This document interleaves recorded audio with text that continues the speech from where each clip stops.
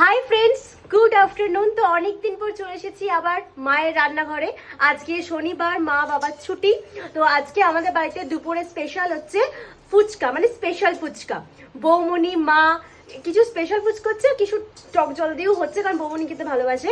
তো মা, বৌমনি, মাসি সব চলে এসেছে রান্নাঘরে বানাতে। দেখি ওমা খাচ্ছ নাকি গো? হ্যালো বন্ধুরা, সব কেমন আছো? সব ভালো আছো তো? আজকে 4 দিন ধরে ব্যাংকের ছুটি চলছে, আজকে তার তৃতীয় পর্ব। বৌমনি তাকারে চলেছে ছুটি, তাই সকাল থেকে তোমাদের ব্লগ দেখাতে পারিনি। অনেকেই আমাকে প্রশ্ন করেছে যে আমার দিদি দারুণ ব্লগ করে, খুব সাধারণভাবে ব্লগগুলো করে দিদি।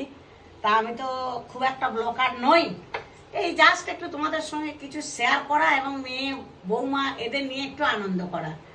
তা আজকে দুপুরবেলার মেনু হচ্ছে ঘুগনি তৈরি হয়ে গেছে অলরেডি।